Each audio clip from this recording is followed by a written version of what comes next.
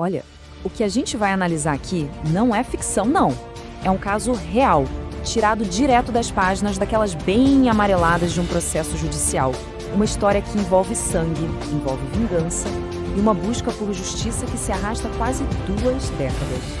Vamos mergulhar nos fatos, nas provas e, principalmente, nas perguntas que até hoje estão sem resposta. E só para deixar claro desde o começo, nada aqui é achismo, tá? Cada detalhe, cada palavra que for dita vem direto dos documentos oficiais.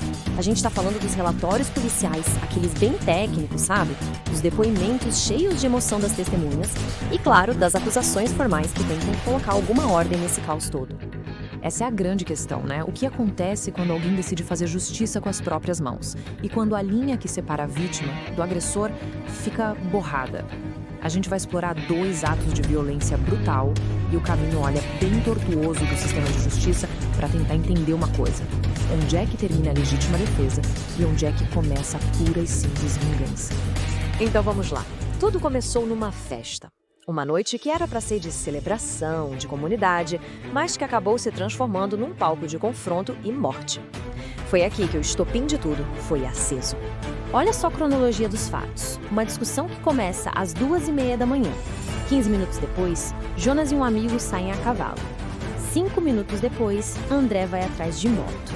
E às 2h55, o confronto termina com uma facada fatal. A sequência dos fatos em si, ninguém discute. A briga, a perseguição, a facada, isso tudo é fato. A grande questão, o que assombra esse caso há anos, é por quê? Foi legítima defesa ou foi um assassinato sangue frio? E aqui a coisa começa a ficar complexa. Porque para uma única morte, a gente tem 2 narrativas completamente opostas. De um lado, a versão do Jonas, legítima defesa pura. Ele diz, o André atacou meu amigo e depois atirou em mim. Eu só me defendi. Do outro lado, a versão da promotoria, homicídio. Eles dizem que Jonas agiu com o que a lei chama de animus necandi, ou seja, a intenção de matar. E aí fica a pergunta, a verdade está em algum lugar no meio disso tudo? Ou uma dessas histórias está completamente errada? Vamos ouvir o que o próprio Jonas disse no depoimento dele, abre aspas. Ele imediatamente disparou uma arma contra mim. Antes que pudesse disparar de novo, eu o atingi com uma faca. Fecha aspas. É uma declaração forte, né? Basicamente ele está dizendo que era a vida dele ou a do outro.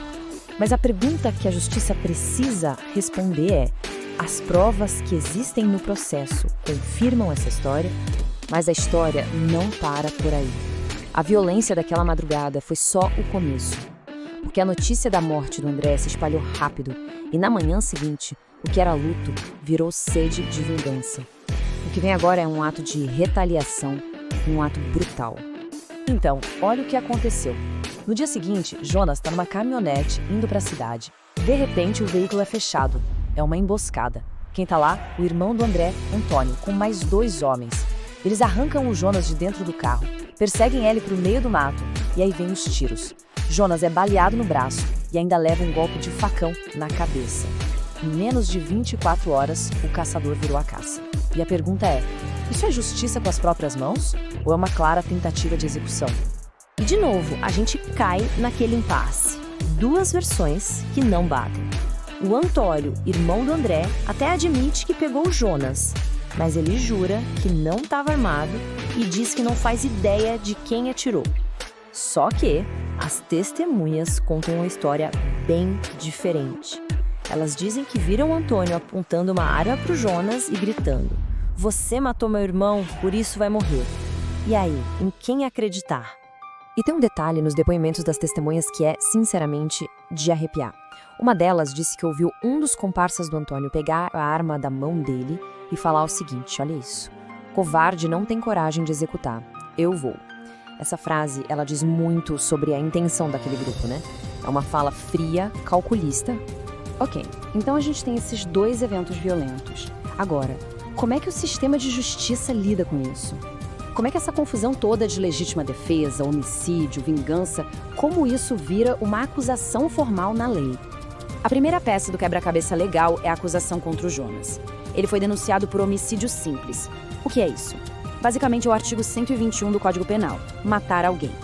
O simples quer dizer que a promotoria entende que houve a intenção de matar, mas sem nenhuma daquelas coisas que agravam a pena, tipo premeditação ou crueldade.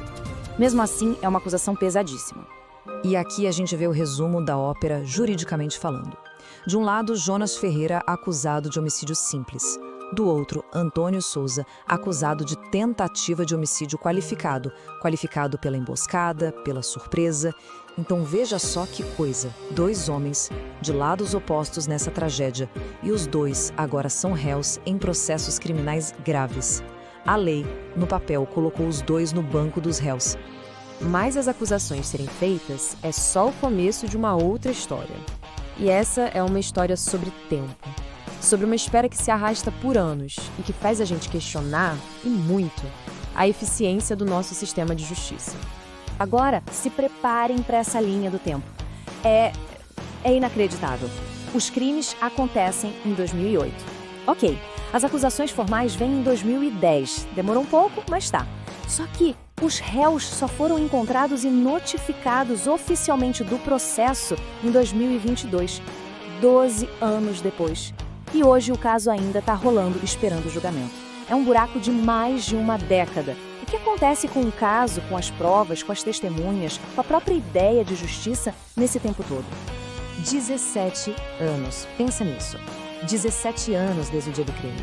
Durante 17 anos, as famílias, de ambos os lados, viveram nesse limbo, sem uma resposta, sem um ponto final. É uma espera por uma justiça que, na prática, parece que nunca vai chegar. E isso nos deixa com a reflexão final, que é a mais difícil de todas. Depois de tanto tempo, qual é o peso real de uma sentença? Uma condenação ou uma absolvição depois de quase 20 anos? O que isso significa de verdade? Justiça que tarda, ela ainda é justiça? O sistema cumpriu seu papel ou, no fim das contas, ele falhou com todo mundo que foi envolvido nessa história? Fica aí a reflexão, deixem as opiniões nos comentários. E, claro, não se esqueçam de se inscrever aqui no Sentença Social para mais análises como esta. Nosso conteúdo é baseado em casos reais para você debater criticamente. Agradeço o seu acesso. Para fortalecer o canal @a Sentença Social, curta, inscreva-se e comente.